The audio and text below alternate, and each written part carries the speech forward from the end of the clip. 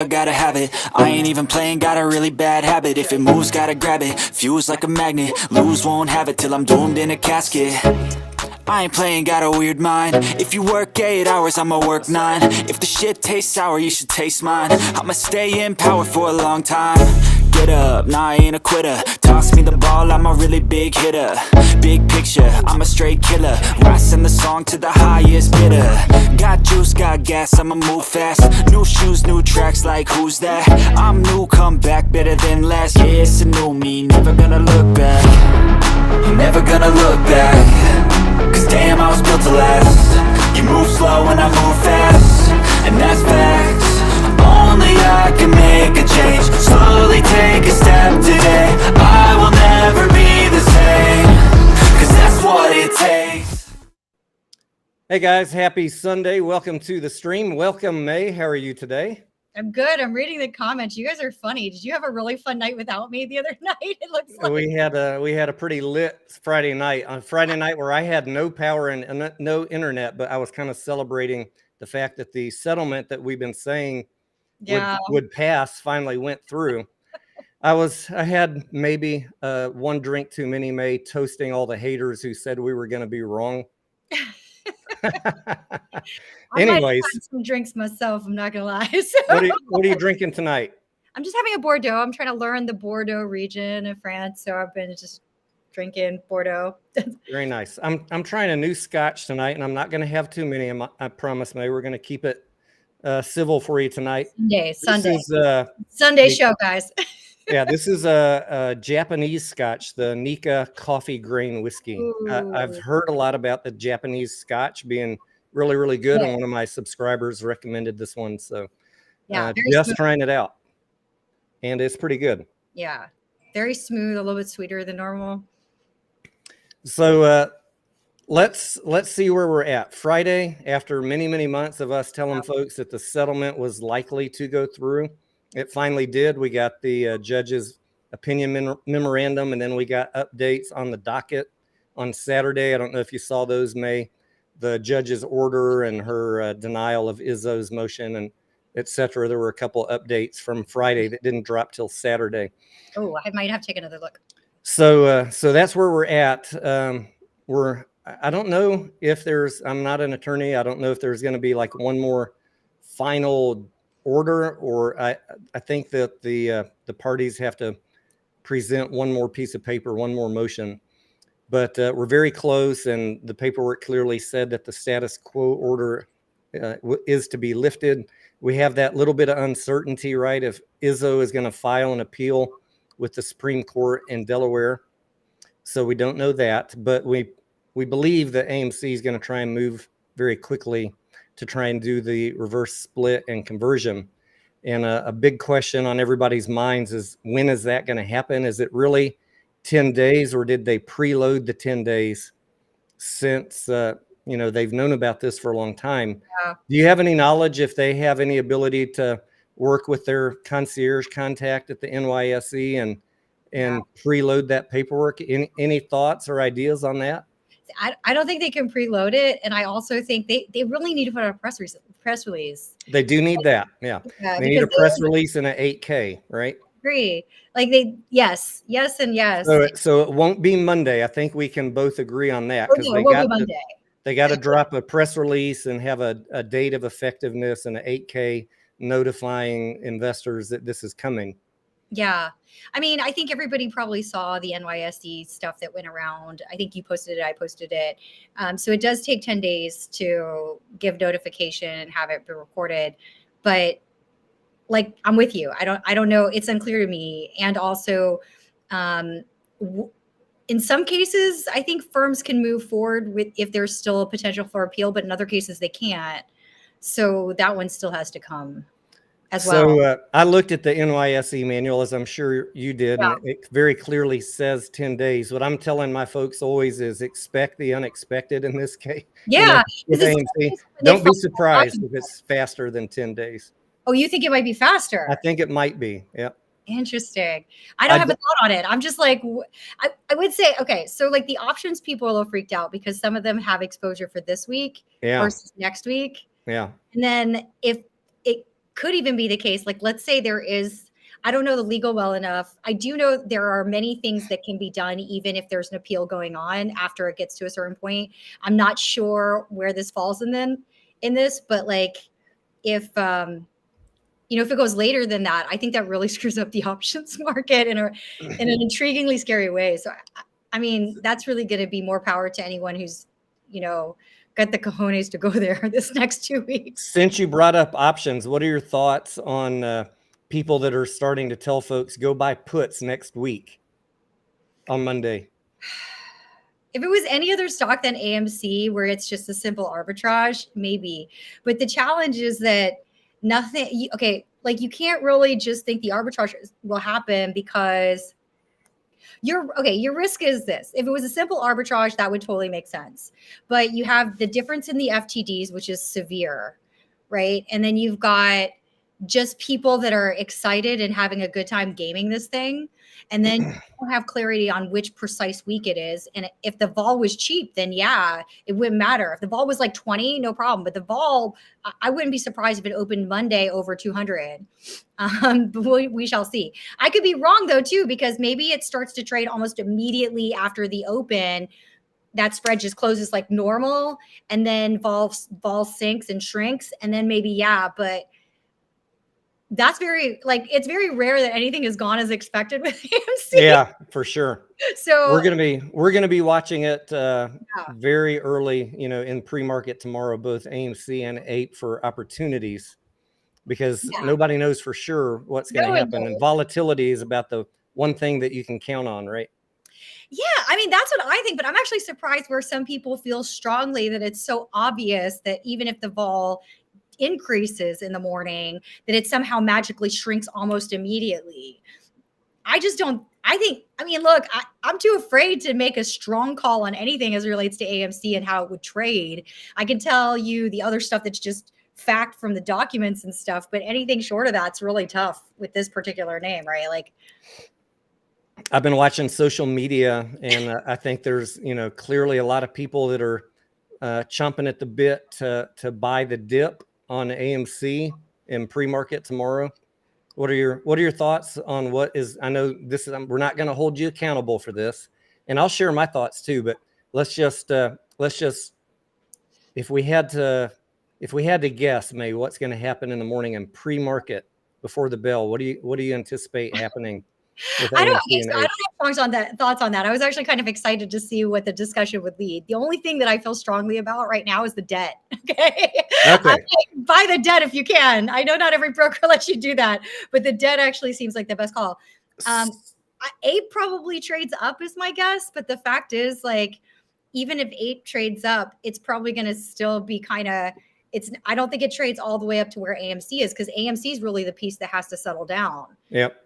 And I was surprised, honestly, that I was expecting a little bit bigger pop on APE, like maybe for 5 minutes over $3, but we didn't get that. So that was very telling to me when it kind of capped out at 235. Yeah, that totally agreed. Like, that's not great. And I almost wonder if the reason that's happening is because you still have this really bizarre group of thought process, let's call it. I don't want to call anyone anything negative at this point, but like, I think there's still some really strong feelings that are wrong as relates to the difference between APE and AMC and what's going on. May, since you brought up the word arbitrage, there's a lot of debate going on, May. Was this an arbitrage play? Did we see arbitrage happening in after hours on Friday? Yeah, I mean, there were some people there. So there may have been some people that entered it newly, meaning they went long APE, short AMC. But that's just like, given what the stock did, it is possible that this would have happened, right? So this would be new shorts coming in on AMC and new longs coming in on APE. Yeah. Do you think that the price action, the big drop in AMC and the move up on APE was a result of an arbitrage play? I guess is my question. I do. I mean, I that would be my guess. I don't know why there's people in such denial that this was an arbitrage play and that the price. What do they think it is? Huh? What do they think it is if it's not arbitrage? I don't know what they think it is. I think they're making up shit in their own head, to be blunt. But the arbitrage play, arbitrage, to be fair, is shorting AMC and going long on APE, right? And then Yeah. others of us were deliver- paying. Others were just playing the conversion play, like not shorting, just going long on APE. Yes. Right. There's two different ways you could play it. Yeah. I don't short, so I did not do the arbitrage play, but I was heavier on APE and loading up when it was cheap, anticipating that there'd be a huge pop on APE, as we've been talking about for months here. And I've put up in my Discord and talked about many times my anticipation that AMC would fall when the settlement happened because of arbitrage, the two prices coming together. Yeah, the biggest challenge for why someone might have come out of that arbitrage or waited until the announcement is just because you do have to pay for the borrow rate on the AMC. Right. So that was still, there were a couple things. So first, APE and AMC weren't trading like a traditional arbitrage where the spread stays the same the entire time. AMC was going like this, and APE was just hanging out. As we all know, it was just hanging out. And so when I was looking at it originally, I was like, I don't trust this because this is not a stable spread. So if you were going to try to do this trade, then this is not, because this is not staying stable. I'm going to try not to use any of the math words. Because this is not staying stable, this is a very dangerous trade, right? Yep. So if other folks were doing this the same way that I was, they should have hopefully seen that and been like, nope, there's just one side to this trade. Do you know what I mean? So now though, if there's truly 10 days left, then they can calculate out the daily cost for them on the borrow, which even though it's showing as 1,000%, remember that's annualized. So it's still less than 1%, but the spread is still much larger than 1% between APE and AMC. So one of the nicer things to do to get some of the ARBs out of it would be just to tighten up that spread such that there's nothing left, but you're still having to pay that 1%. So that's exactly what I think is going to happen. You're going to see that spread continue to tighten up over the next 5 days. Yeah. So then that would mean that what's holding the gap on the spread is actually the borrow cost. And if that's the case, then it would be reducing each day. But then that's the challenge, which goes back to where we started, which is how many days are there before this thing closes? And we need a press release. If Adam Aaron is watching, please put out a press release because I'm not sure the answer to that. There'll be one on Monday, May. There'll be one on Monday. Yeah, hopefully. Knock on wood. I mean, I get it. I can't guarantee that. I'm not in communication with Adam Aaron or anyone at AMC, but I have a feeling he must have been celebrating. Huh?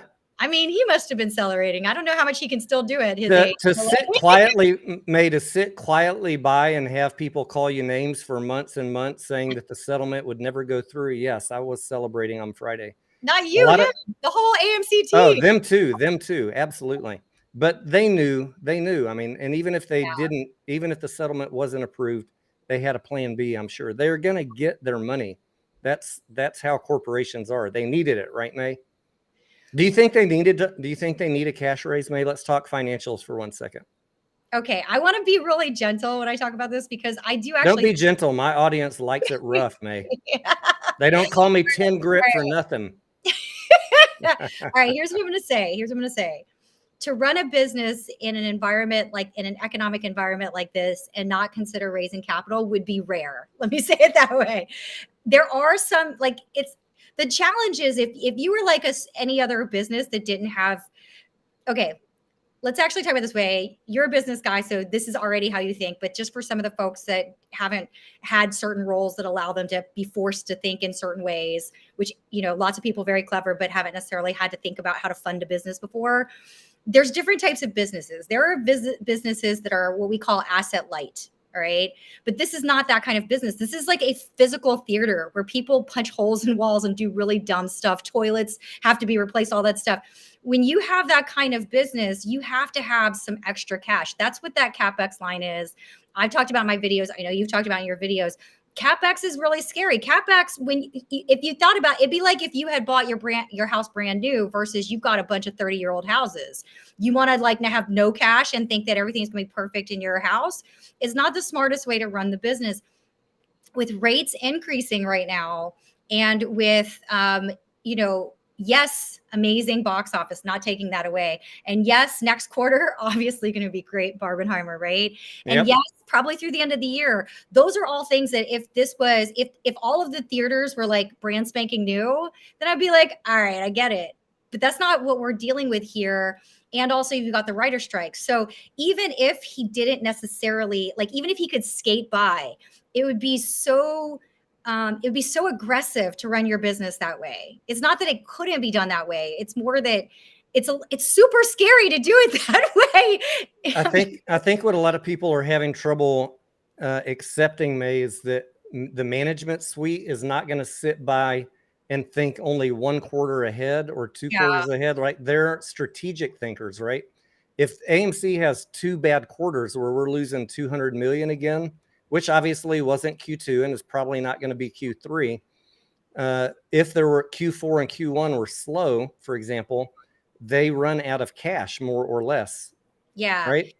I think the things for me on this quarter that were particularly notable is that there was one moment where he was talking about what he thought the estimated box was looking to be at. And he was like, we're probably over 9.5 billion, but he did not feel comfortable saying that we were at over 11 billion, which is what the business needs in general. The business, all theaters needs is an $11 billion box. He didn't feel confident just saying with his chest that we were back to 2019 where the box office was 11 billion. And then there's this huge note in the 10K or the 10Q that says that we're still 26% in the previous quarter of what 2019 is. Now, in the third quarter, that includes Barbenheimer and everything else, we might be like smack in line with 2019. But this business isn't like other businesses. This business is dependent on the next set of films that comes out. And that usually is 6 months ahead. And we're like sitting in front of a writer's strike situation. So it's a little bit scary. Remember, you can't raise money later. You have to raise money before you need it. I've talked about that so many times, May. Like when I watch people who advise Wall Street executives, when is it time to raise money? The advice always is you raise money before you need it, right? Would you agree? Yeah, totally. I mean, you can always refinance that money if rates decline. You can always buy back stock or pay down debt. There's any numbers of things you can do once you have the money, but you can't. If you're waiting till the last minute to raise money, if you're waiting till you have your last 100 million, you are screwed. Oh yeah, because everybody knows it too. They're like, the shorts will obliterate you. Yeah. And that's what I've been trying to communicate to people. Why is they want to know, why is he raising money now if he has 435 million left? Because guys, you don't, as a CEO, wait until you're down to your last 100 million. By the time he's down to his last 100 million, May, the lenders are going to be foreclosing. Pushing for Chapter 11. Yeah. I mean, I know people are really hoping that cash flow positive next quarter will make it all look better. It's just such a big pile of money on the debt side. The other thing that I saw a lot of people doing, May, on social media was focusing on the 1 penny positive earnings per share, which was fantastic, which wasn't as good as I wanted, but it's still positive a penny. But they focus only on that, and they didn't look at the cash burn. Yeah, the cash burn's a problem. And I think it's worth taking 1 minute to talk about the fact that you can't ignore the cash burn is still happening, even though the company has a positive on the EPS. Yeah. That is why these executives are still needing to do a cash raise. Yeah. Just remember that excluded, I mean, it's a little bit hard because he's trying to pay down interest. So if the issue was he just had, like, let's say he actually didn't have $3 billion due in 2006, the company doesn't make money such that they could pay off the $3 billion all in cash. So he has to refinance that. So that's what him trying to buy debt in the aftermarket at cents on the dollar is about. And that's part of the reason why that interest expense is a little bit, yeah, exactly. 2026. Sometimes I say 2016. I forget which year I'm in. But like 2026, 2020. So he's got to pay some of that down. So this is not a circumstance where he just has to make like regular interest payments, because if he fails to pay some of that down, it's a problem. And that rate is really high. It's at 12% and change. So that right there plus maintenance capex, not even, and then expansion capex, growth capex. So those two capexes will make the cash flow continue to be negative. And remember, maintenance capex will continue to grow until you do the proper full capex. This is exactly like, when you have to replace something in your house, but you've been duct taping it, and it just gets more expensive every single time you forget. You need to replace the fridge, right? For the non-finance people, capex is capital expenditures, which is what they expend every month or every quarter to do maintenance and upgrades, right? Adding laser projectors, upgrading seats, fixing toilets, fixing AC systems. Fridge, and a lot of times, as you know, companies that are cash strapped will cut back on capex, which they did to try and make the 10Qs look better. But you can only put off that maintenance for so long before people start complaining on social media that your air conditioners aren't working. Yeah. Right? Because you deferred maintenance in an effort to not go bankrupt. I'm exaggerating a little bit, but you defer maintenance to make the balance sheet look a little better, make the income statement look a little better. Exaggerating, because he was like, I did take a double check and look. So in 2018, 2019, he spent $500 million annually on capex, right? On maintenance capex. And it looked to me like he spent 35 on the quarter, which means he's barely kissing over 100 million. He's used capex so aggressively. Like, first of all, things didn't get cheaper to fix between 2019 and now. And then second of all, are you going to try to pretend that like nothing broke down in the last, like, there's less theaters, but not to the tune of like where you would reduce capex by a fifth or whatever. It's like, it's bad. Like, I mean, it's not so much bad as it's just a really aggressive way to run a company. So what I really wanted to talk about in this little session that we have, and thank you for hooking up with us on the live, because it's been a long time since we've talked. You and I sent you a DM a couple weeks ago talking to you. Was it 2, 3, 4 weeks ago, May? Yeah, something like asking that. You what you thought he was going to do with the cash raise. So I kind of wanted to expand that conversation and have it live with you to see what your thoughts. I know your thoughts are very different than mine. Really? Yes. Yeah. Oh, wow. Okay. From that very brief exchange that we had. What did I say? I want to know, what are your thoughts if Adam Aron raises money, what he's going to do with that capital? But first, before we do that, if you were Adam Aron, I'm going to put you in the CEO seat for a second, or Sean Goodman, how much dilution do you think that they're targeting?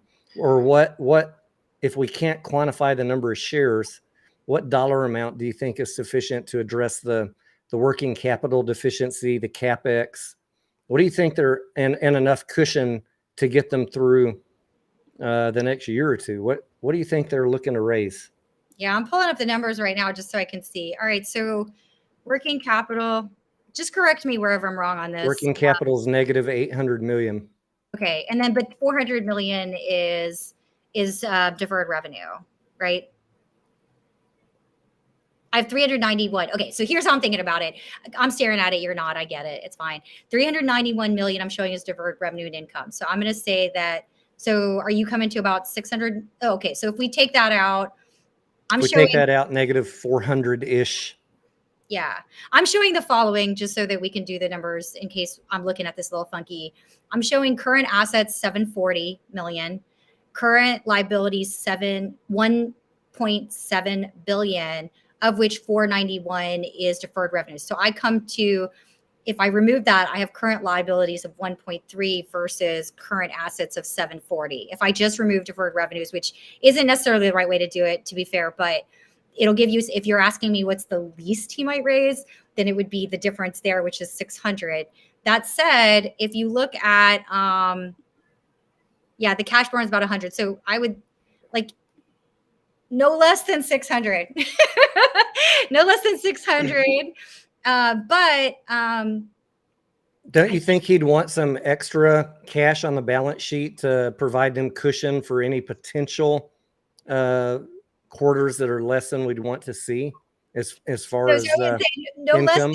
no less than 600, no more than whatever it is he thinks he can raise at a good price. Right.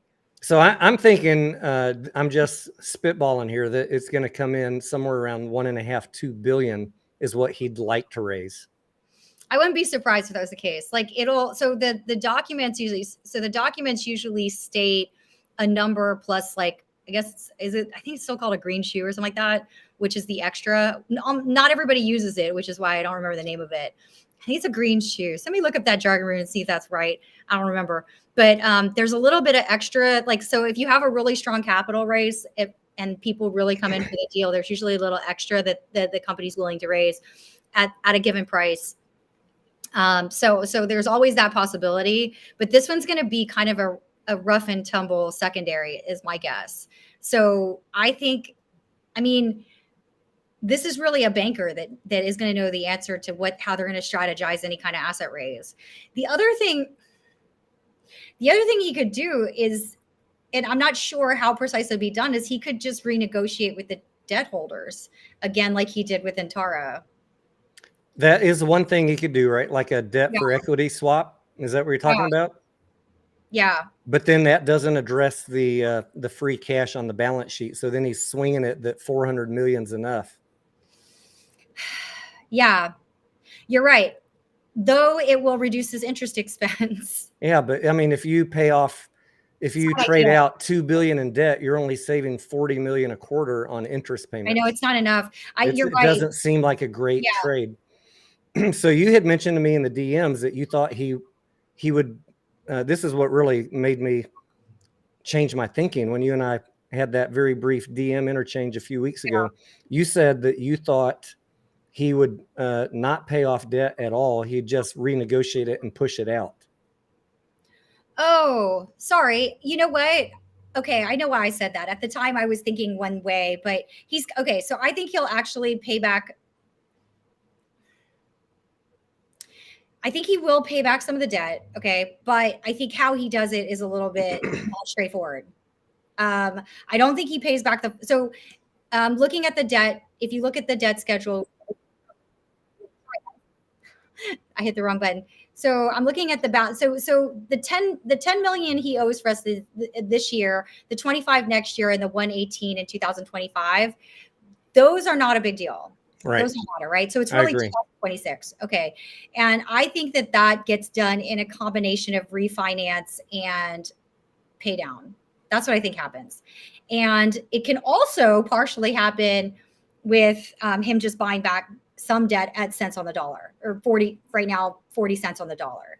So I can't, for whatever reason, my brain doesn't want to think through how precisely the bankers will allocate each. And also, I think we find out on Monday what the debt market thinks is going to happen to the price of that debt. So if the debt market bids up that debt well over 50 cents, the stuff that's at 40 cents right now, or trading sub 50 cents right now, if it bids it up into 60 or 70, then the debt market's telling you that they're going to force him to pay them back using cash. And so that changes the equation of what's happening, such that he would just try to renegotiate, such that instead of making a dent so much, instead of being able to make a bigger dent on the 2026, that he's going to have to pay some of it, but also try to just negotiate terms farther back.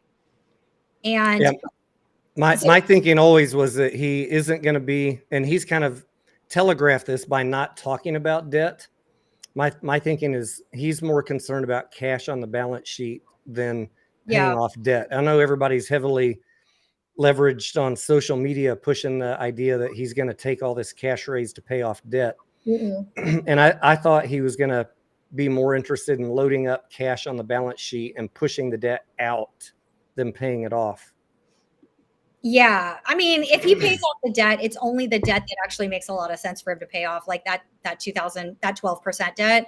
But he said on the earnings call what he's going to use money for.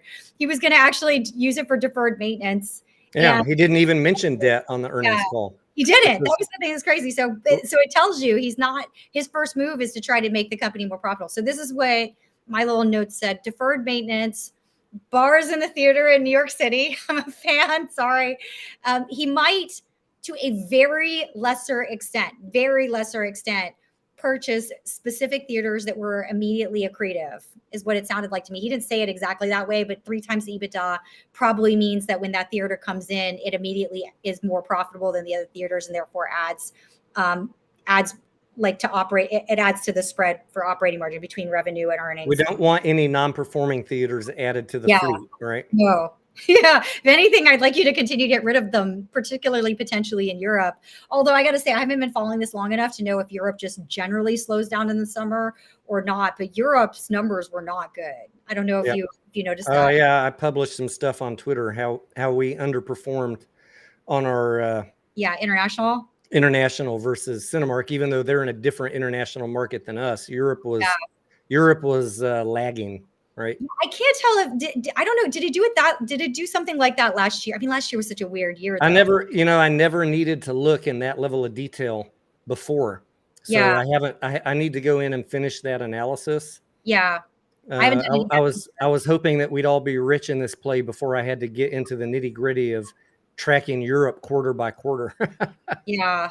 I mean, Anya, who's posted on here, is right. Europe takes a vacation. So I'm knocking on wood and praying that maybe Europe is always seasonally weak in the summer. And in fairness, Latin America doesn't operate quite the same way. So this would be their fall, I guess, because it's like April. Different seasons. Yeah, it would be a different season for them. So they might feel nothing as far as like, April through June. So it would have been April through June. So it's really the spring months of Europe. And I don't know if Europe just behaves differently in the spring than the US does. We have some UK people on the channel. I don't know if any of them are in the chat right now, but maybe we can get some of them to comment. What are these stronger months for theater going, if they know? If they just happen to know. It's so awkward. It's such a weird question. So this would have been April through June, right? June 30th is the end. So yep. Yeah, April through June. So we might just have to look. So just to close the loop on your thoughts on the debt, I think we're in agreement that the debt that's coming up before 2026, he'll probably find some way to get that taken care of, right? Either pay it off. Yeah, that's not big enough for it to matter. Yeah. Or rebucket it with a debt negotiation that addresses 2026 also, right? Yeah, he's got to be staring at 2026 and like, what am I going to do with this? It's going to come faster than people think. Yeah. Because the debt owners also get kind of not happy as every year passes and you're not necessarily making, I mean, they've paid down some of it, but it's just such a big number. I mean, they've paid down like a few $100 million, but it's $3 billion. It's so big. And it's not the kind of company that will magically have a $1 billion cash flowing moment unless it sells off some theaters, which is why I wouldn't mind. Sorry, Europe, we love you. But like, if you had to go bye-bye so that the company survives, maybe later you can come back into the fold. But like, so let's circle back to the cash raise, May, and the dilution. If we say it's somewhere between 600 million and 2 billion, we don't know exactly what it's going to be, right? And when they combine these two tickers and drop the float with the RS, we're going to be at about 150 million shares or so. So you can do the math on, let's say, 1.5 billion. How many shares he's going to need to sell into the market to raise that, which is what, 100 million? Yeah. What do you think that is going to do to the price of AMC once we get past the date that they combine them? Are you worried about that? Or are you? It's okay. Probably it's not going to be great. That's why I gave out the low number, because what he could do is he could do an initial raise, and that raise would take care of his working capital, and it would actually allow him so I know you're going to hate me for not just answering the question yes or no. I would make a terrible witness on the stand. But because some of the things that he wants to do actually are, they're like a front load of Capex, but then become a cash flowing, endeavor fairly quickly. such as swapping out the simple stuff, like just swapping out to get those larger. If he's right, and we're not just getting something strange, that the large format screen is significantly more profitable, then let's say he just raises for the working capital to try to get operating income to be a little bit stronger as a percentage of revenue. Then you might just have him wait for a slightly different interest rate environment. I mean, a lot of this ends up being macro. So I could see him doing like, but then you have the overhang of how's he get it done next, which, so this one I will go ahead and admit is beyond my skill set, because the bankers are going to have to talk to him about strategy. And then you're going to really have to depend on him as a CEO to take the right financing strategy. CEO does have to coordinate with the CFO for what is the right strategy to keep the company running financing wise. That's one of the hardest jobs it has, particularly in a turnaround. And this one is where the story is going to get fun for the next year or so. But in general, you know that like if you dilute the company, the shares typically go down, unless the only caveat that's ever happened is if that's already baked in, which it's hard. It's hard to say that it's baked in because you still have valuations that don't look ideal. Let's call it that. But we have that debate in the Discord a lot, right? There's some people that are saying, "Oh, Tony, it's baked in. Like, don't worry about the price going down." And then we have others that feel like it's going to affect the price. It is a great thing to think about, and I think everybody should be considering what their thoughts are on that. We'll find out together, right, May? Yeah. The toughness of the call is that if some of the things he does increase earnings, operating income, and profitability, or free cash flow, then it can really, if you look at trailing, then yeah, unambiguously, it's the valuation might be aggressive, but it's a turnaround. So looking at trailing is really misleading because the objectives that are happening necessarily change the numbers for the go forward. And equity is about what is it worth in the future. Now you still have a negative cash flow situation. You still have, limited profitability until some of this other stuff just gets sorted through on the recovery of the film industry in general. So there's still some really weird pieces that are going on. That's why I like holding the debt for now, because I think there's enough really positive stuff where the debt feels like for a less betting girl, but still a betting girl, a little bit easier for me to feel like I understand where it's going to go. So you're buying the debt at a discount, assuming that the company is going to fix itself and that you'll see some appreciation on that. Yeah. So basically, if you buy some of the bonds, and here's where with debt, I won't make any kind of big claims because the fact is each piece of debt is a little bit different. But in general, there are 2025 bonds.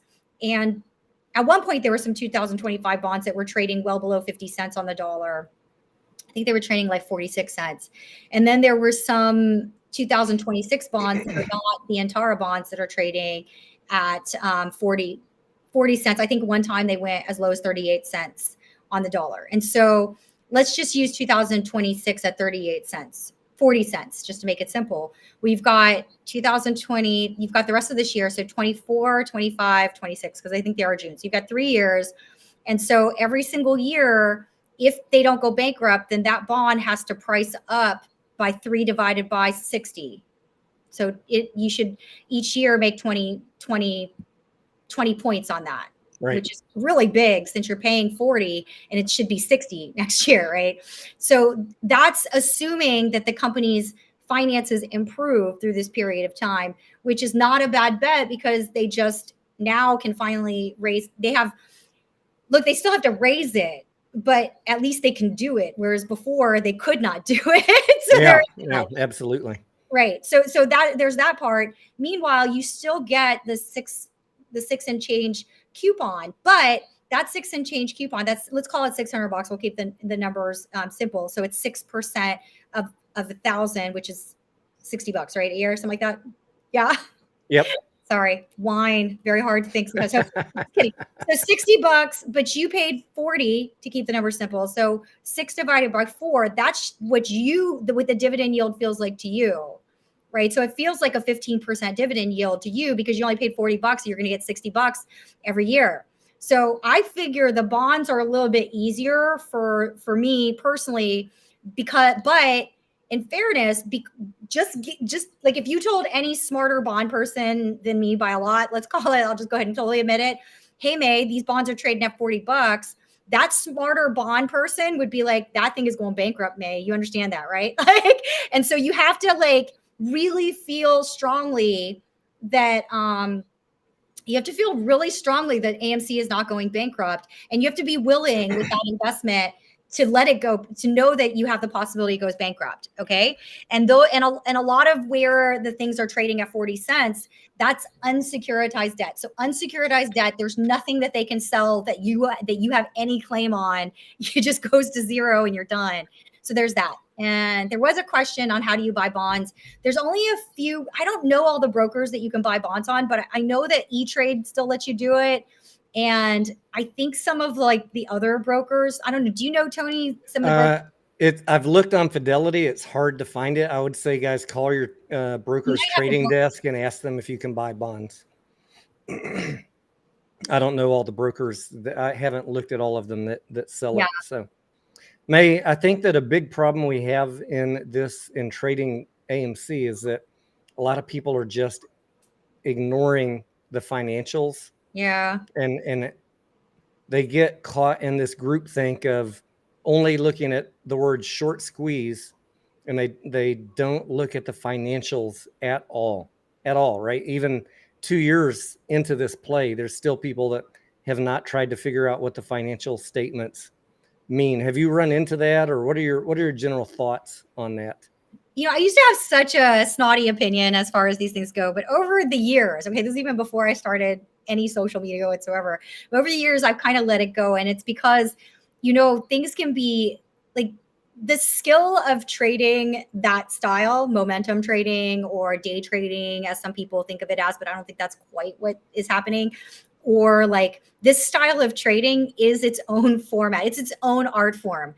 But so, momentum trading, you don't momentum trade something for 2 years on the way down, right? Momentum trading is looking at the chart, grabbing it on the way up, jumping in, hopping out.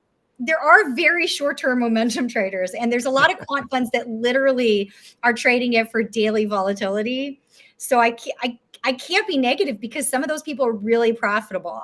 And so I never want to say anything negative because not only are some of them very profitable, they're way the hell richer than I am. So like, you know what? If you are really good at that skill set, you will never hear a negative word. You might hear some envy occasionally. You might hear some frustration, but you won't hear negativity because there are definitely people that make an amazing living off of never looking at the financials and only trading off of what's going on momentum wise with the stock. And I think what bothers me though, May, is the people that say, you know, they've never looked at the financials. They couldn't talk about a balance sheet, but they say with conviction, this company has no risk of bankruptcy. Okay. Like, let's talk before the settlement. Before the settlement, right now I think there's very little risk of bankruptcy. They needed this settlement. They did. Thank God that's off the table now. The risk of bankruptcy in any near-term landscape is not there anymore, in my view. Yeah, but the amount of nonsense I had to listen to over the last 3, 4, 5, 6 months of people saying this company is not going bankrupt, but they have never once looked at a financial statement is astonishing to me. Yeah, you know, like I've always said, like I will never say a negative word about about that style of trading. If you just stay out of my lane. Do you know what I'm saying? Stay out of my lane and we're cool. If you're much nicer than me, May. Stay out of my lane and we're good. Otherwise, suffer the consequences. Much nicer than me. Yeah. All right. A little less trolling than you though in overall of this because I'm a little bit newer. Well, I'm very blunt in presenting my opinions and my facts on stuff, and that often rubs people the wrong way. But I'm not here to handhold people. I'm here to try and teach them, even if they don't want to hear it. What other random thoughts do you have about what's going on or what to expect? And then let's take some questions. Really crazy. I think a lot of people do have a decent amount of difficulty. Like, I don't know if people want to put stuff in there that they have questions on, but I know that everybody's a little bit confused as to how many shares they're going to be left with on the other side of this. APE and AMC. All right, let's talk about that for a second. You want to walk them through it? No, you do it. I like it. I don't have a really cogent way to say it.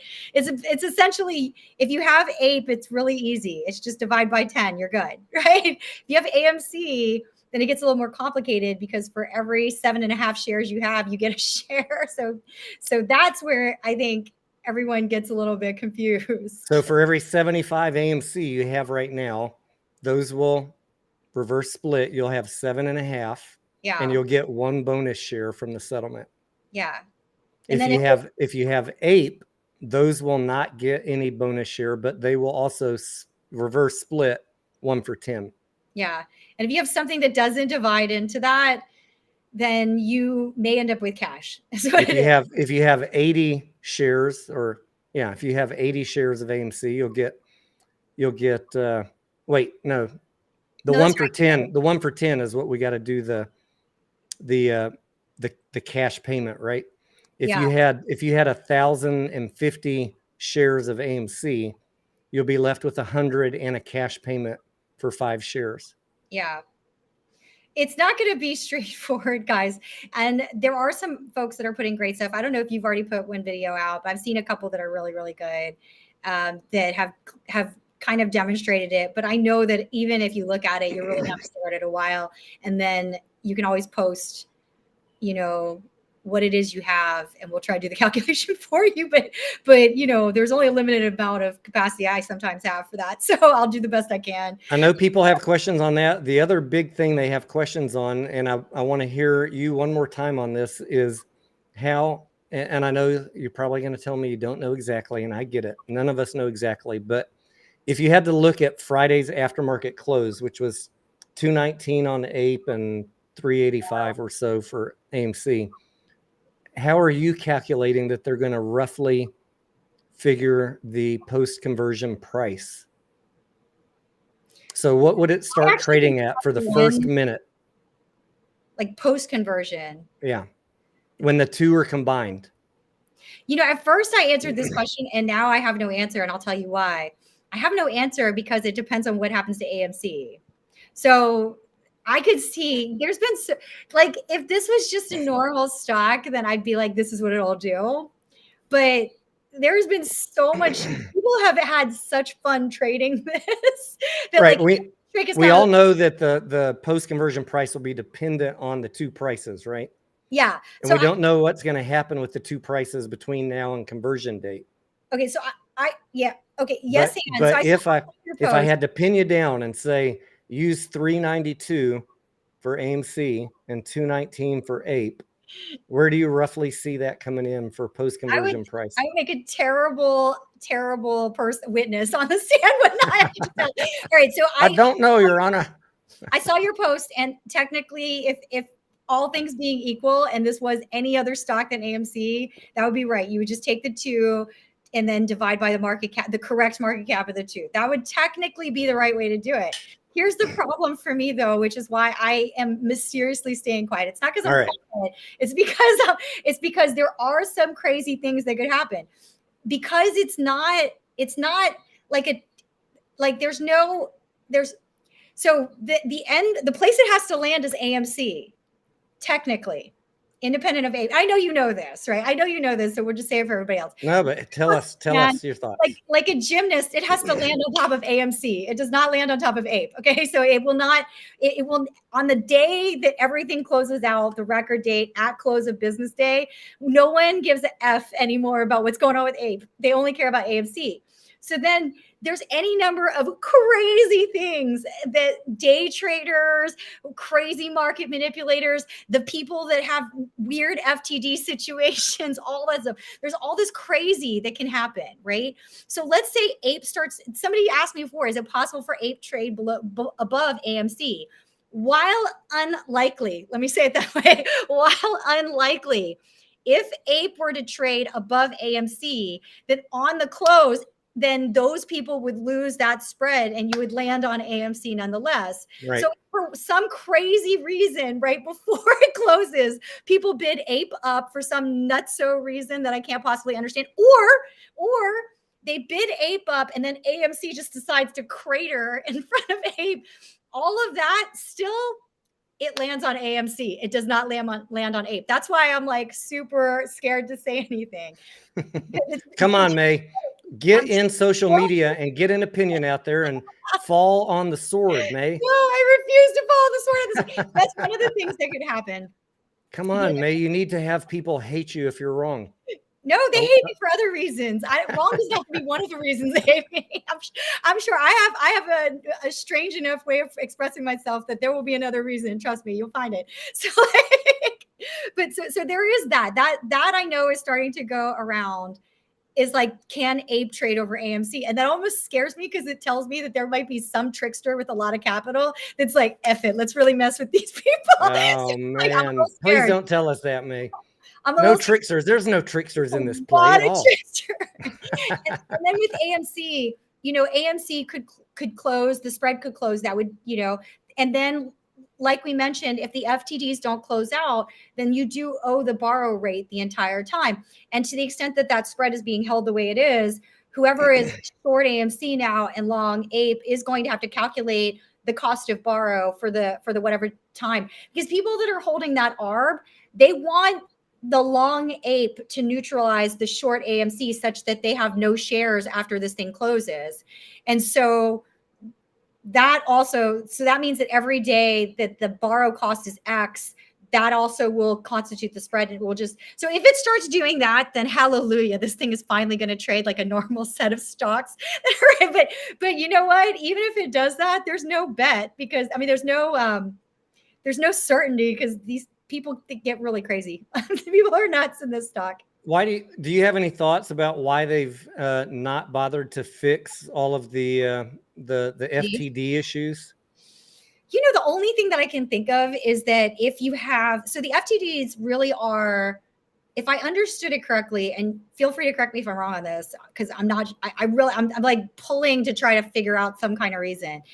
Technically, if you've got X number of days, then it's the broker / clearinghouse that has to come and get you. Let's say it like that, right? Yep. But if you somehow have something going on where each of the brokers is just passing it from broker to broker to broker such that it restarts the dates, then technically no specific person actually made it to the 15 days or whatever it is. It's like the 3 plus the 5 and then whatever. So I think it ends up being 15 in some.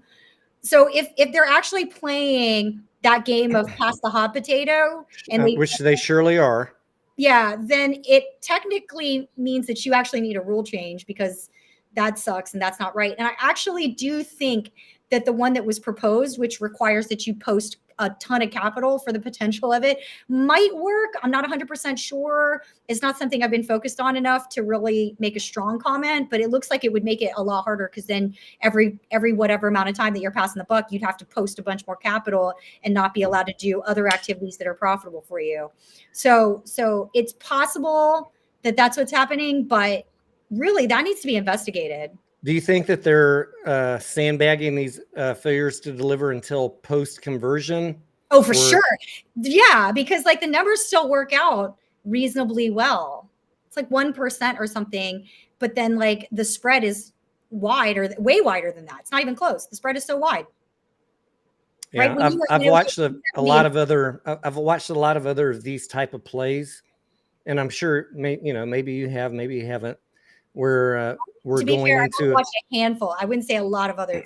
Where we're going into a reverse split and dilution scenario, where both the short interest and the FTDs are through the roof, and then magically after the reverse split and the dilution announcement, all that shit gets reset down to normal levels. The FTD, the threshold list goes away, the short interest drops. And so that is a concern that I have. I have also seen plays just like this, where the FTDs are high and the short interest is high, where retail is able to squeeze them prior to the corporate event date. So it's a bit of a dice roll but either scenario could happen. Yeah. And that's the crazy thing. If you guys do get your MOAS before, then the APE shares have to, like I said, they have to land up with the AMCs. So then the very next morning will be the scariest thing you ever saw in your life. But I would say this, if there is a run for the MOAS before, then you would be really in trouble to try to hold puts. That's why I'm like, I'm out of the options market. I'm going to watch and just cheer everybody on. Yeah, I sent out a message on Friday as I said, before you blindly follow someone who's angry at Adam Aaron and just buy puts, make sure that you have really thought that through, because if there is a squeeze scenario, you're going to lose all that put money. You'll just go to zero. Don't put a lot in it if you really feel and the IV is probably going to be really high. If you're betting on a downside on AMC, it already got dropped 25%. I don't know that there's a lot more downside on AMC unless you're buying those puts really far out. Yeah. And you're counting on dilution being really negative. And even then, can you still make money on them with the high IV? I don't know that that's a slam dunk play. So I certainly wouldn't recommend it to anyone. I'm not trying to talk anyone out of it, but know what you're doing and watch how much capital you're risking on something like that. Yeah. And then also, I think it's just gonna be a really cool couple of days. You got to get the strike right too. Yeah. The actual, not the strike and the expiry, because we don't actually know when this thing, until that release comes out, we don't know. Yep. All right. Let's take some questions. I haven't been looking at the chat. Thank you, the mods, for doing the hard work tonight.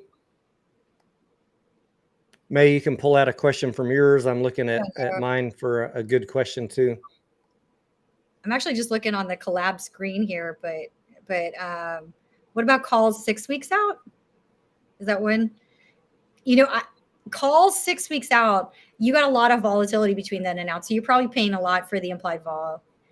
Guys, I want to throw a couple websites out there. If you're not used to looking at implied volatility or the Greeks, you can use a tool like optionstrat.com or optionprofitcalculator.com, and those typically bring in the current implied volatility, and then you can put in the strike price and the date for calls or puts. Yeah, and it will give you a graph of where the price needs to go or what happens in a different range of prices if you will make money on calls or puts. So make sure, if you're not a seasoned option trader, that you're using a tool like that to see if it goes where you think it's going to go, up or down, if you can even make a profit.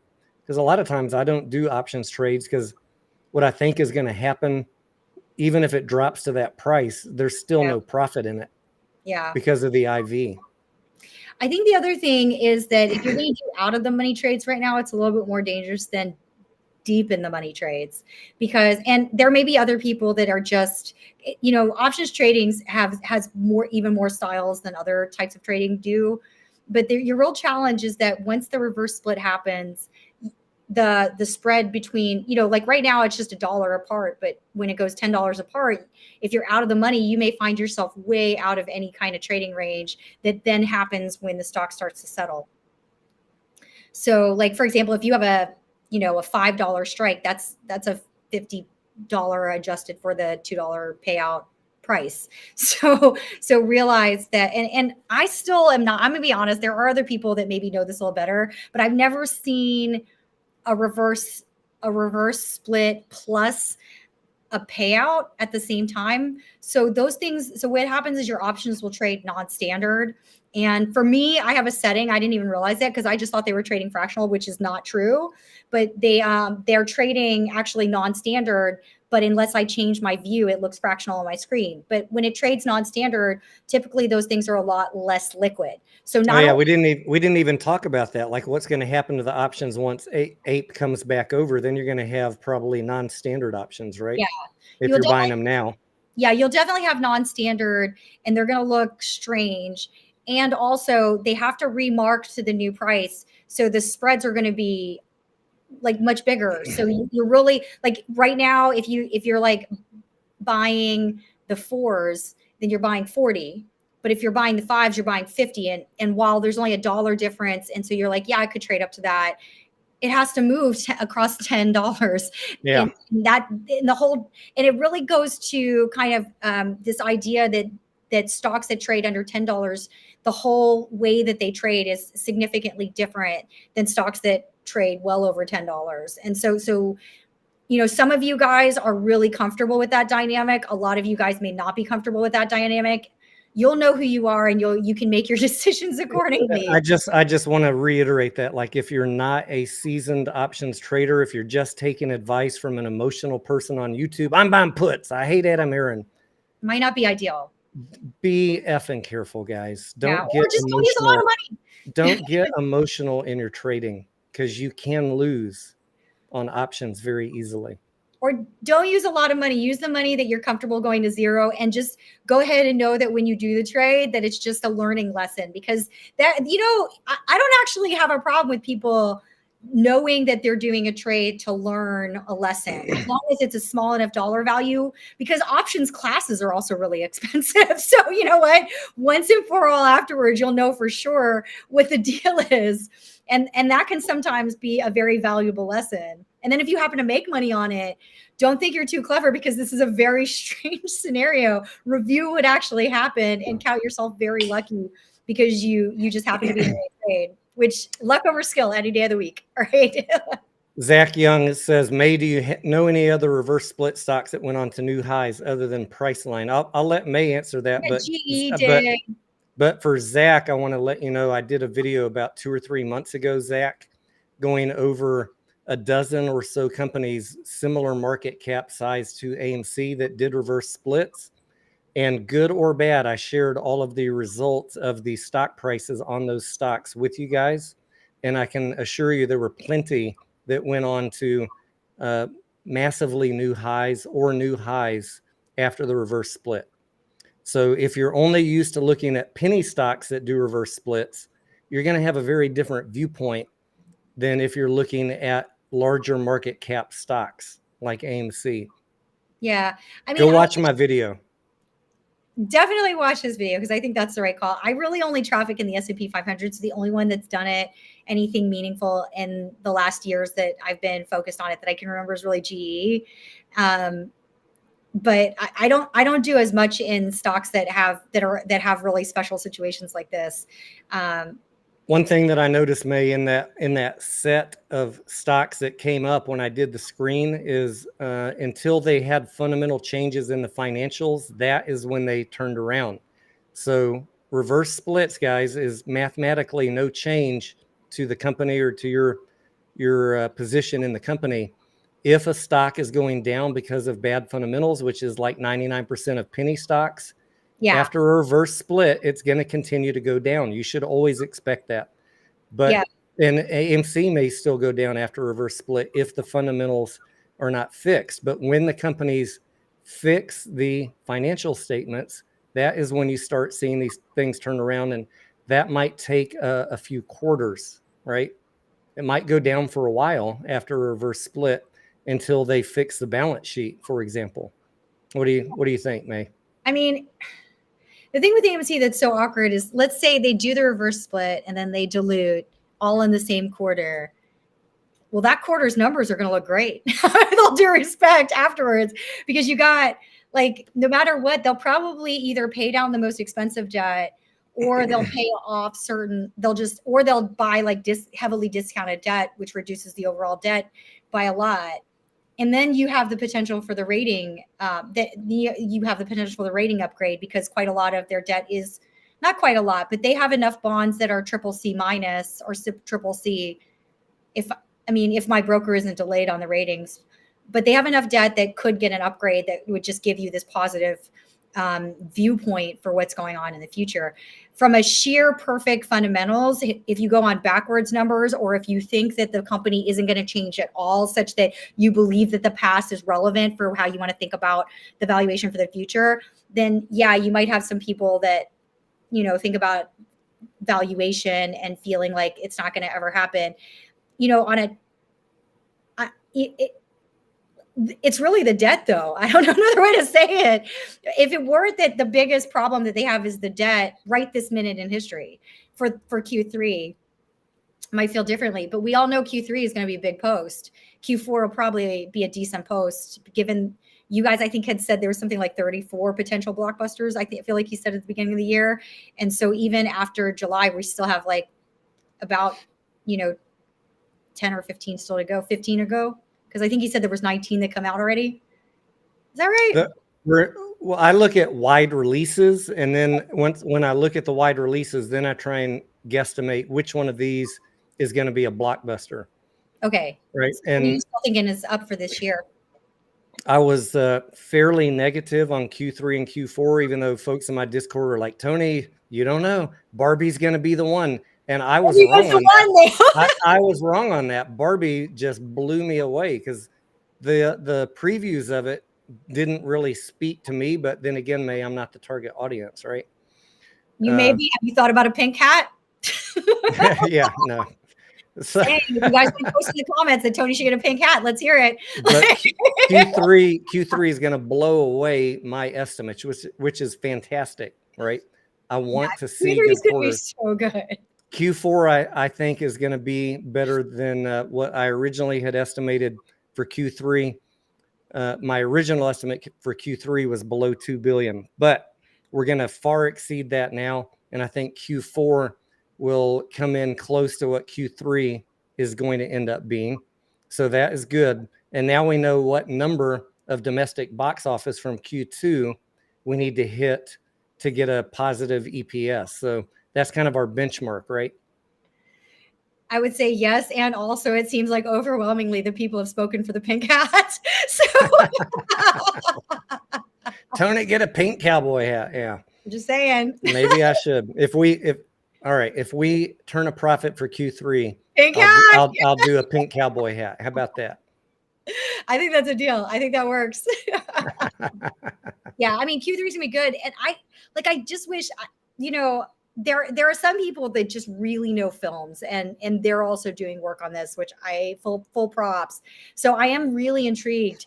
These, like, Oppenheimer was also, like, I have friends that won't stop talking about it. I don't know if it's the same for you over there, but there's just I mean, if there's even a handful more, because I know, I feel like he started the year, and if anybody else just knows for a fact, stick it in the comments. But I feel like he said at the very beginning of the year that he was really excited about this year in general because there were potentially 34 blockbuster releases.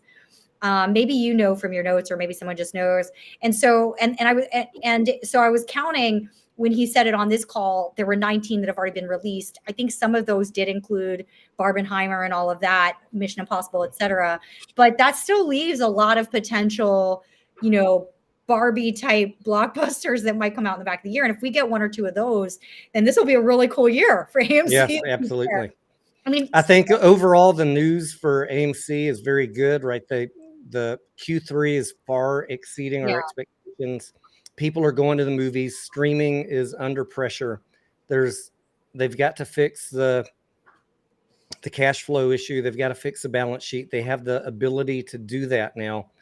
The only thing that I'm concerned about, and it's just an unknown for me, right? We'll all find out together. Is what is the dilution size going to be and the timing of it? That's really the only uncertainty for me right now, as far as what's going to happen to the price. I mean, if he pulls that bandage up, so typically August would not be the month that you would do it. So we're not going to find out this month. You think not? Yeah, that's a good topic to cover, because very few deals come out in August. That's usually a slow month. But come Labor Day, usually anyone that is legitimately got a shot at raising capital might do it. So can you explain to the folks why, for those that, that they hear the executives talking about, they wanted the settlement before August because of the shutdown on Wall Street of the money people. Can you explain that to them briefly? Yeah, it's actually not as It's not really that complicated. It really is because Europe, I mean, so if you're European somehow watching this at the crack of dawn, Europe will tell you most of them are in Spain right now in a Speedo, hanging out, getting sunbathing. Sorry for expressing myself with such directness, but that's where most of Europe is. They're either in Spain, Italy, they're on some island, trying to get a tan right now. They're really not, if you tried to, so what happens when you do, a roadshow, which probably there are two bankers for AMC City and Goldman Sachs. So one of the two will be the lead manager or they'll co-lead it. I mean, it would be very strange if they did it any other way, but you know what? Every day is a new day in this market. But they would be essentially, they would do a roadshow. And usually what a roadshow is you have a bunch of people, they try to get meetings and they go to all the major cities that investors that would be interested in legitimately take down a slug and support the company would be. And then they usually go to Europe. But if they went to Europe in August, I think everybody in Europe would be like, meet us in Ibiza or something like that. And then maybe, you could have a road show. I get it, so bring your Speedo with you, deal team, if that's what you really need to do. But it would be unlikely because it's also quite not European to like take a meeting while you're like hanging out in the south of France drinking wine. Anyways, I'm just saying. So September is what you're expecting when we'll hear something, or later September. Yeah. What timing wise? What do you think? I mean, they might announce the timing. Maybe, I mean, it's not super common. They might like announce when the road show starts or something like that. You might, because remember, usually they'll like from the broker's side, if they do it that way, I mean, technically there's a million different ways that they can raise secondary. They can do a secondary, but technically the bankers would know in advance and they would have to set up meetings. So they would like be telling you the dates of the roadshow and then stating, like giving you a tentative closing for the deal.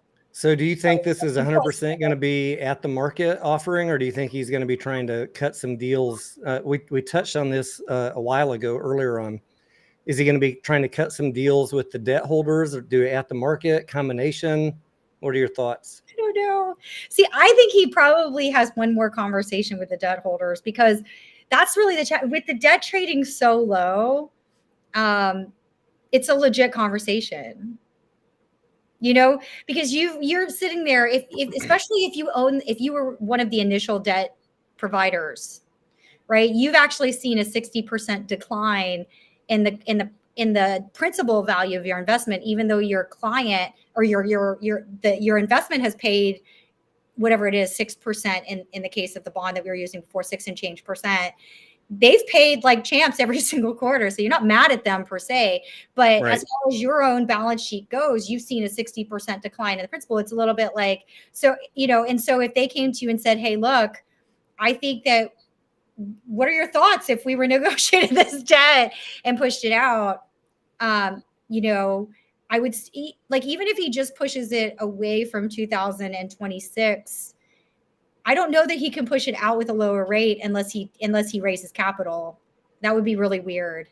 But if he could roll some of it back so that 3 billion number isn't so dramatic, and give him just give himself some more time to make more money. I mean, like he did actually, I think in 2 quarters ago, he took on some 2029 debt, rolling some of the 2025 back to 2029. So what are if you had to say percentage chance that it's going to be some of it at the market, do you think that is likely? Okay, so that is going to go. Is he going to go to institutions and ask them to buy it up? There is a legit other way to do it, which is just to do an aftermarket secondary where all the brokers all day long, but it would just be so crushing to do it. Because so he goes to the brokers and asks them to take down some shares and then they sell it to retail or whoever. They'll mostly probably try to drum up some other side of that trade, some other institution. It's a really awkward thing. Like, it's not really given what AMC is, it would be awkward to do it that way. They'd probably want to do a roadshow to explain, or it could be the case that there's some newer, fancier way that they do it. Like maybe they really do only use Zoom and do it live stream. And so everybody can kind of see, but typically, it's not I mean, like, I don't know if it's more common but it wouldn't have been common like before COVID to do it that way. Maybe it is, but it's not common for a company this size to do it that way. Because what happens during the roadshow is the company goes around and argues its case to the investors, and so that the investors can then provide an indication of interest, and they would give you a price for which they're interested. You know, the bankers will have an approximate deal price, even on a secondary. That happens 100% every time for an initial public I've offering. talked about that in my Discord, like what my thoughts are. What do you think? Well, I don't want to say it. It's lower than the current price. Yeah, I mean, usually to take a slug down, you're going to want a discount. Like if there was one buyer that took down a lot of shares, a lot of the shares that are needed. But yeah, the secondaries almost always come at a discount and are usually a good deal. I think it's worth mentioning though, like if they are going to be going to talking to institutions and they're asking them to take on a large amount of shares, it's going to be at some discount to the current price. It'll be a discount to the current price, and then it'll come down to fundamentals. That's why you have to do the deal. So the bankers will have and to. Then when we look at fundamentals and we look at what analysts are valuing the shares at right now, you have to take that. I'm taking that into account. I mean, if you look at what the analysts are valuing AMC at, it's $2, which is $20 post conversion. Yeah. But that's also why I'm thinking that they might renegotiate directly with the bondholder. Like, this is going to be a heavily banked. It's going to be what are the personalities involved? Because, I mean, it is the case that if they do some more dilution on the debt side to lower the debt profile of the company and then raise capital, I'm not 100% sure that necessarily appeases someone that's on the equity side, but like the bankers are going to be doing a lot of calculations to try to talk about, I mean, they probably have already done it. So he probably has a master plan. All I can say is that for those that think he's not going to dilute at all or raise capital, I would be shocked out of my mind given how the earnings call went. I don't think there's going to be anyone. I don't think there is anyone that thinks he's not going to dilute. I did a survey though on my. Is there anyone left? He's not going to dilute. Yeah, no. Everyone thinks he's going to dilute May, but the vast majority of people, I was surprised, think that he's going to dilute 400 million shares out of the gate. No, guys, that's not how. No, I was shocked. Let's just get I was shocked. Straight. Like they're assuming the very worst case scenario, and let's just that is not going to happen.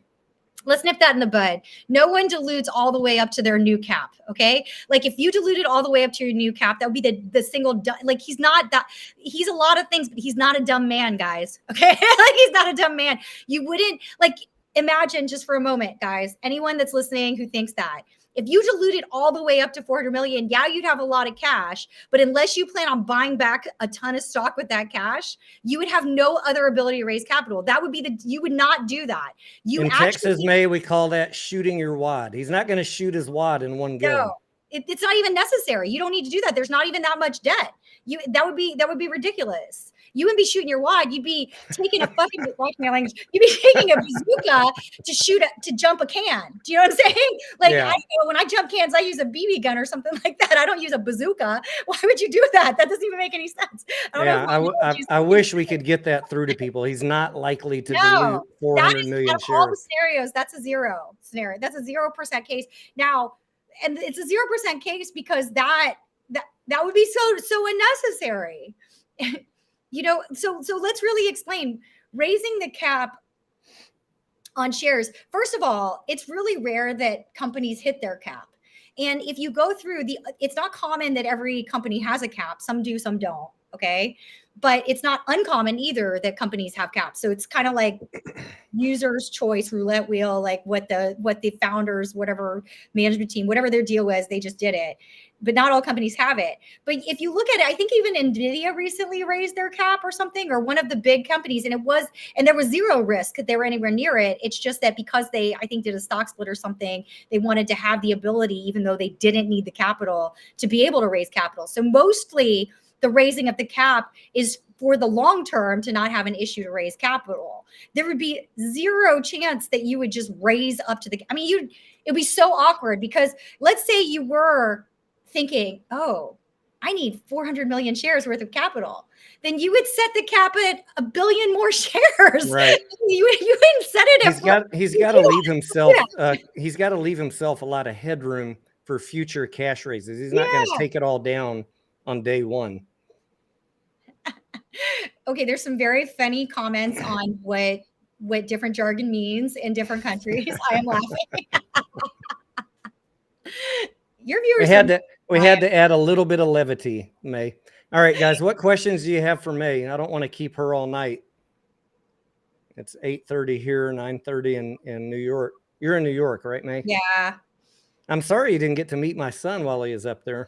I know, that sucks. That's my fault. I don't think it's your son's fault. Although you had a tough schedule and he had a tough schedule. My hope, though, is that he had such a good time with his new friends here that he was just like living his best life.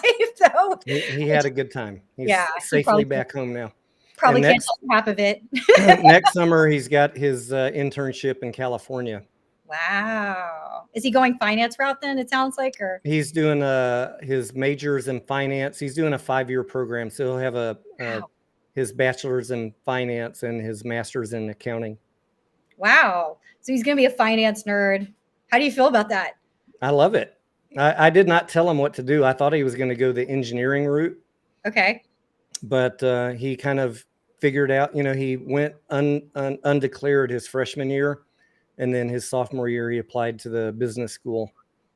So it's so sophisticated to have an internship so young, but I feel like everybody's doing it these days. I definitely didn't know what I was doing when I was in college. I changed my major like 3 times, May, in the first 18 months. I don't know, but kids these days are much more like on the ball. It's kind of crazy. Okay. What other questions y'all have for May? I do still own my APE shares because there'd be no reason to let go of them until the date is announced and it trades all the way up. After that, I might just take some profits on it because my cost basis is kind of low on it. And then I do think I still want to just own a few to see, just so that I'm always kind of in it, but I have the debt. So I like the way the debt looks from like a volatility perspective, quite frankly. And, if I'm right and AMC is not in any way going bankrupt, then that pays me a nice little happy 16% dividend yield. What more could a girl ask for? Do you know what I'm saying? That's definitely better than money market. RazTube says, what happens to his $4 cash secured put for September? I mean, it's not for sure that your brokers, that you're going to be assigned on that, right? Just because it dropped below $4. Yeah, it doesn't necessarily mean that you'll be assigned, but you might need to close it out. Unfortunately, depending on how much volatility was in it when you bought it, just watch it really closely and find a place where you're cool. Unless you feel very passionately about like rolling that roulette wheel.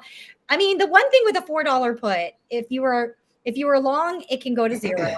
If you were short, then you can only lose 400, right? So there is that element of it.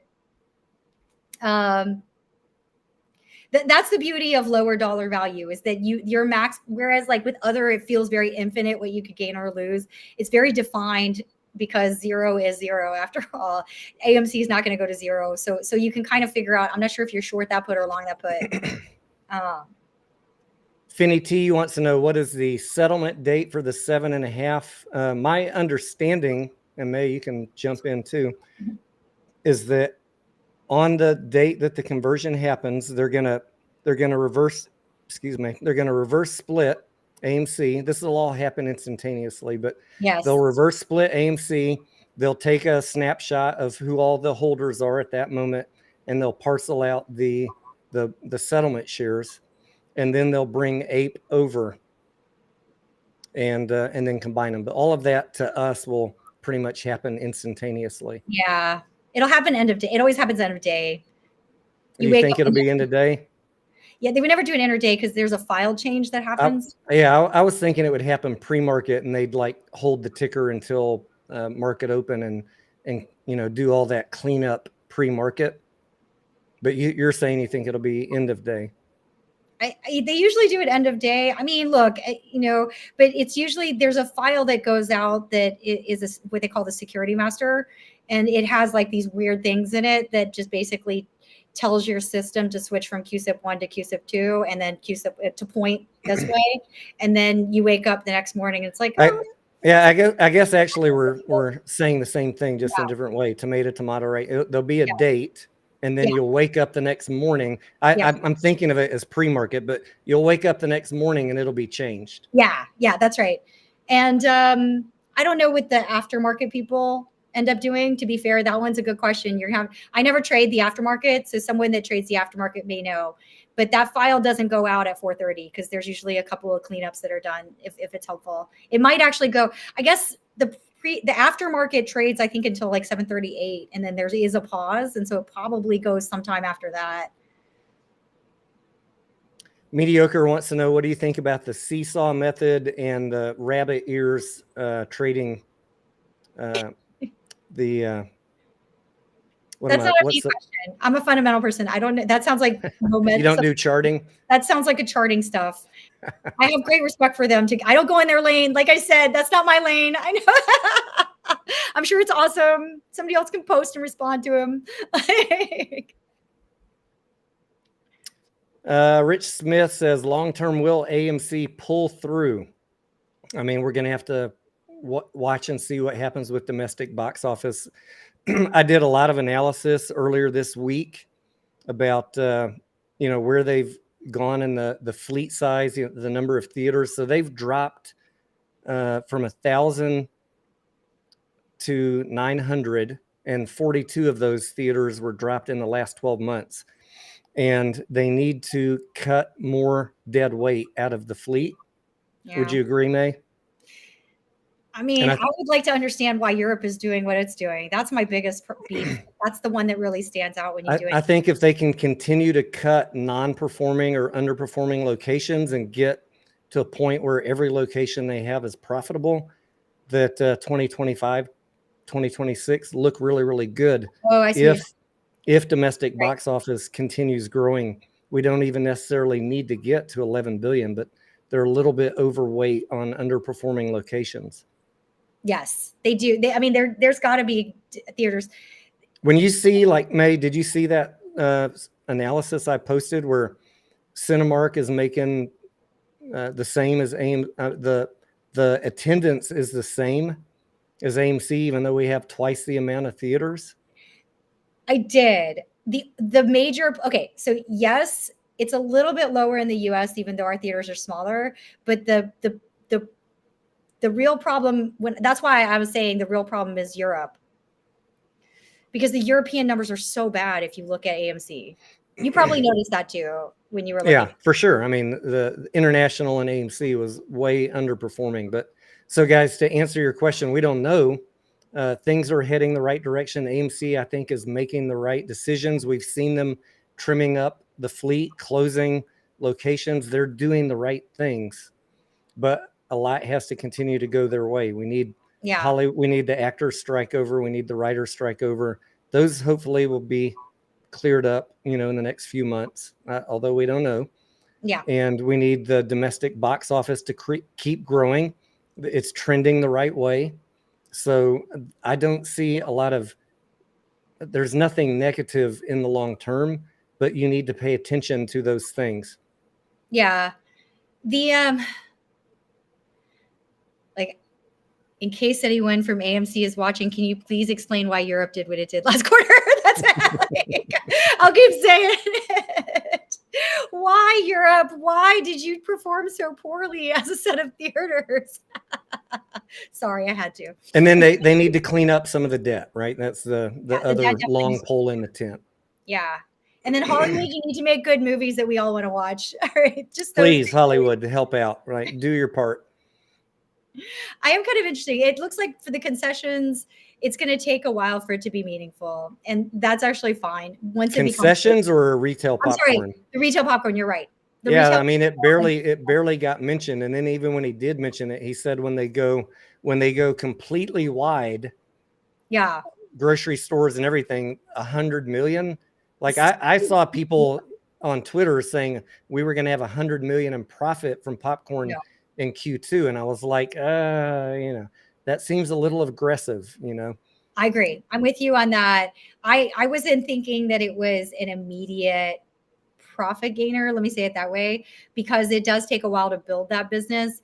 I think actually, if you look at what like Pop Secret was sold for, even then you're not going to get to this crazy number. But the good news is if they ever tell us the numbers, like what, we don't even know what the net profit on popcorn was. They didn't tell us that, and it's not in the 10Q.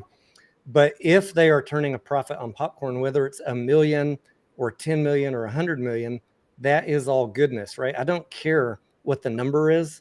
I care that they're exploring other revenue streams. That is the main thing. This management is not working to bankrupt the company. They're working to explore other revenue streams. Yeah, my suspicion is there wasn't quite enough interesting this quarter, because the thing that's always tough with those things, as you probably know, is that you've got to fund inventory first. So my suspicion is even if you look at it from a cash flow basis, it's going to still look slightly negative because you're still on the ramp up. I think that, just in case anybody's wondering, because when I go into Walmarts when I'm traveling, because they're, or even when I look at the New York Walmarts, they're still struggling to keep inventory, which means that demand is far exceeding supply. Amazing. So on the income statement, it'll look great, but on the cash flow statement, because you've got to fund the new inventories, it's going to look a little bit wonky. They need to get me in there, May, and help me. I will go in there and help them ramp up that production. That's what I did for. You should. That's what I did for 15 years was manage product launch and factory ramp up. Yeah. So this is something, second nature. It's not an easy thing to do. It is not. And that's why I was very hesitant to give people blowout numbers, because I know how new product launch goes. Not in food, but I did it in high tech. Yeah. And it's people are way overestimating what was going to happen in Q1 and Q2. You have a ramp of a product and you have a ramp of production. So Adam, if you're watching and you need someone, let me name my price and I'll come fix that. I'll come fix that shit for you. Yeah. And then if the brand is able to continue to grow new products on it, I still think I always joke, and I know this is like not appropriate in some ways, but I think the snow caps look like like that particular emoji, and they should just the snow caps. What is a snow cap? Really? Oh no! It's that chocolate with the little tiny dots on it that you see, the snow caps.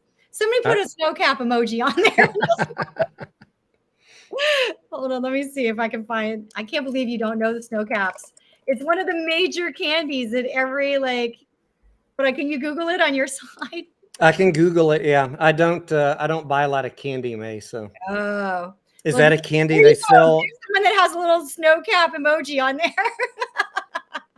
Is the little chocolate soft serve ice cream? Okay, I see it. I've never actually seen that before in my life.